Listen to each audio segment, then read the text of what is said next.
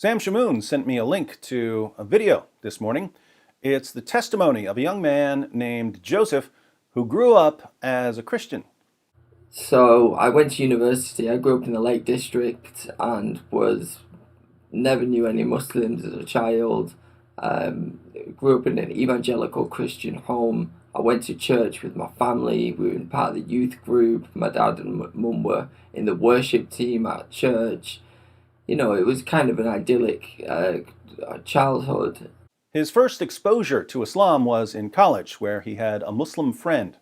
I was put into dorms, in mixed dorms, and one of my dorm mates was a Muslim. So we used to, it was in Ramadan, and they were fasting and praying, and I was kind of fascinated about the way that they pray. You know, just the bowing and kind of reading and the language that I'd never heard. After leaving college, Joseph got a job at a hospital. One of the doctors was a Muslim and a big fan of Zakir Naik. So he was giving me verses in the Bible, and it's pretty much the Zakir Naik argument. You know, Deuteronomy 18:18, all these great things about Muhammad. Muhammad split the moon, and he did this, and you know, I can get into these in more detail, but I think everyone who's watching this should know the kind of Zakir Naik arguments and the convert lie. And I fell for it, hook, line, and sinker. I started going to the meeting hall and started to learn the Shahada, and eventually I said the Shahada and became a Muslim. Then he spent years going deeper and deeper into Islam.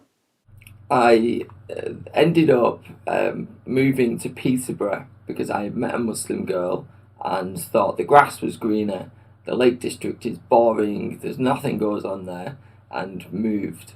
So I ended up in Peterborough and was fully practicing my faith by this point, learning the Hadith, learning the Sunnah, and really, you know, going deep into it.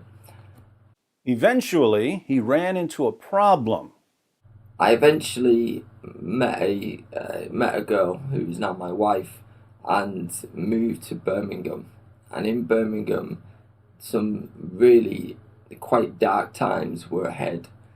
I eventually fell onto David Wood's material.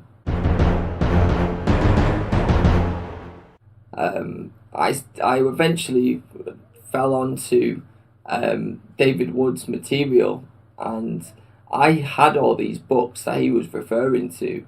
So it was certain things that he would point out, and he would give a reference in the days when he was doing ABN SAT, ABN SAT with Sam Shamoon and Pastor Joseph. So he was giving references, and he knew his stuff. He really knew his stuff. So I was writing this down and constantly writing everything he said and then researching it, and I was like, whoa, this is really in here about the stuff of the sheep verses, and you know, it's the satanic verses, things in the Quran, things in the Hadith. I really thought this is some compelling argument here. So he was watching videos from our Jesus or Muhammad days with Sam Shamoon, Pastor Joseph, and D. Wood.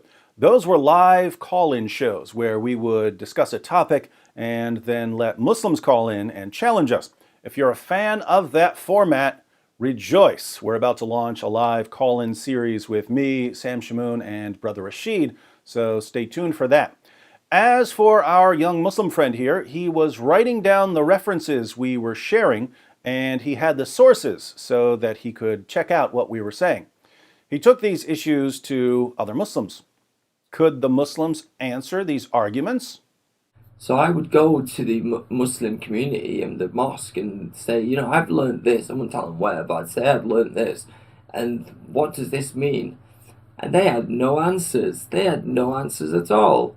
At all. They were telling me to stop. They were like, do you need to stop? You need to just practice, and you just need to do this. And, you know, you should stop looking at all that stuff. In fact, give us the books that you've bought. Give us them back. I wasn't giving them books back. I knew that these books, you know, I've been put in, I've been given these books for a reason, and I've kept on to them to this very day. You may not have caught that, But Joseph obviously has a special ability, and this special ability helped him leave Islam. When he says that Muslims had no answer for the issues we were raising, what does he mean?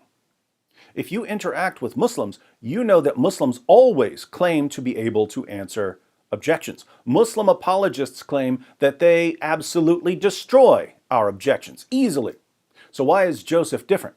Well, most Muslims seem to lack the ability to distinguish between saying something in response to an objection and actually answering the objection. If you raise an objection to Zakir Naik, he'll say something in response to your objection, but he won't actually answer the objection. He'll sound like he answered the objection, but if you're really paying attention to what he says, he hasn't come close to answering the objection. In Islam, as long as you sound like you've successfully defended Muhammad and the Quran, the vast majority of Muslims will say that you totally destroyed the objection, even if you've spouted complete nonsense. So Joseph here, fortunately, has the ability to see through the smoke and mirrors. And he's not the only one. During my time in Birmingham, while I was with my wife, she got onto my notes and she was reading all these notes and she started on her own journey. She actually started to pick up Sahih Bukhari and, look at the things that I was writing down. So it would have something like Quran verse and, then the section about it underneath and what it really means, and then say the commentary and things like that. She started to research it, and one day I think we had this conversation of, was Muhammad really just a fake prophet? Was he a fake prophet? And we both agreed that he was. So where does that leave us? Both of us now have come to the same understanding. Notice, husband and wife both realized that Muhammad was a false prophet. How?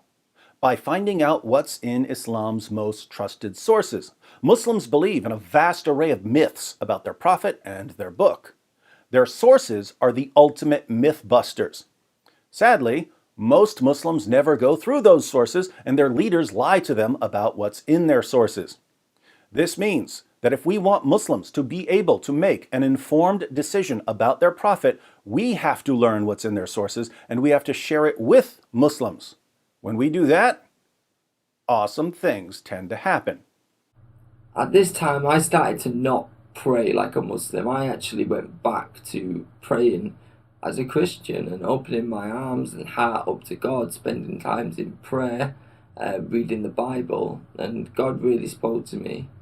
In these times, my mental health was quite bad, and I was really suffering because I was lonely in Birmingham.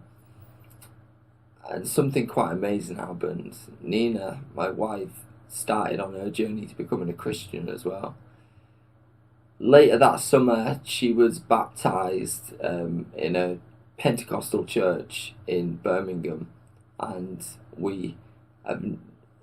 it's a day that I'll always remember and cherish. The day that me and another pastor, baptized my wife. Now, it would be a nice, happy ending if the story concluded with Nina being baptized, but that's not the end. Nina's family gets involved. Joseph ends up homeless. He gets stabbed, shot, and run over. Pretty terrifying life for an ex-Muslim who's becoming vocal about Islam. I'm not going to fill in any more details because I'd like you to go watch the full video on Joseph's channel. It's about 17 minutes long. The link is in the description box.